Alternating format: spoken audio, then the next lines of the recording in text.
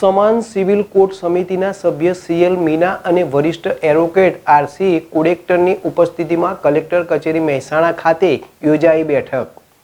ગુજરાત સરકાર દ્વારા રાજ્ય માટે સમાન સિવિલ કોડ યુસીસીનો ડ્રાફ્ટ તૈયાર કરવા સમિતિની રચના કરવામાં આવેલ છે। આ સમિતિ દ્વારા રાજ્યમાં સમાન સિવિલ કોડ યુસીસીના અમલીકરણ બાબતે સૂચનો મંતવ્યો મેળવવાના ભાગરૂપે આજ રોજ સમાન સિવિલ કોડ સમિતિ ગુજરાતના સભ્ય સીએલ મીણા અને આરસી કોડેકર તેમજ કલેક્ટર એસકે પ્રજાપતિની ઉપસ્થિતિમાં કલેક્ટર કચેરી ખાતે બેઠક યોજાઈ હતી।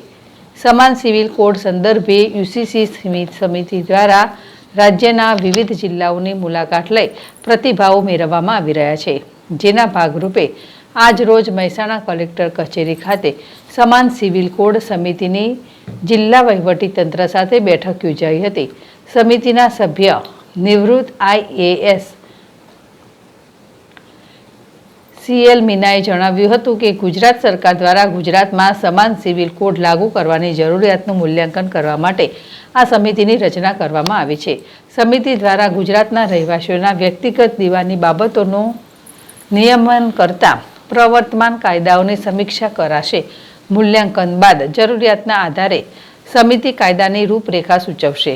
આ મહત્વપૂર્ણ વિષય પર અસર કરતા સંબંધિત મુદ્દાઓનું મૂલ્યાંકન કરવા માટે સમિતિ ગુજરાતના રહેવાસીઓ અને સરકારી એજન્સીઓ, બિનસરકારી સંસ્થાઓ, સામાજિક જૂથો અને સમુદાયો, ધાર્મિક સંસ્થાઓ અને રાજકીય પક્ષો સહિત ગુજરાત સ્થિત સંસ્થાઓના તારીખ 24/3/2025 સુધી વેબ પોર્ટલ અથવા ટપાલ મારફતે સરનામું સમાન સિવિલ કોડ સમિતિ ઓફિસ કાર્યયોગી ભવન બ્લોક નંબર 1 વિભાગે 6ઠ્ઠો માળ સેક્ટર 10A ગાંધીનગર ગુજરાત 38-20-10 દ્વારા તેમના મંતવ્યો, સૂચનો અને રજૂઆત રજૂ કરી શકશે। કલેક્ટર એસકે પ્રજાપતિએ જણાવ્યું હતું કે યુસીસી માટે આ બેઠક ઉપરાંત નાગરિકો પોતાના મંતવ્યો પણ વેબ પોર્ટલ દ્વારા મોકલાવી શકશે, જેમાં નાગરિકો તાર્કિક સૂચનો અને રજૂઆતો કરશે એવો તેમણે અનુરોધ કર્યો હતો।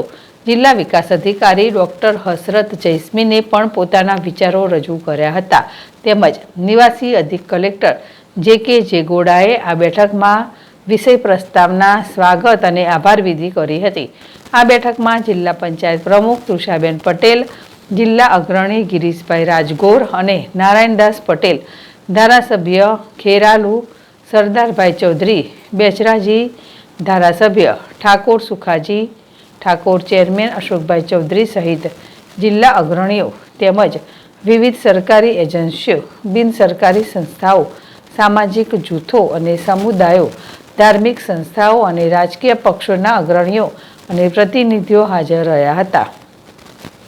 ભાવિન ભાવસાર, ZSTV મહેસાણા।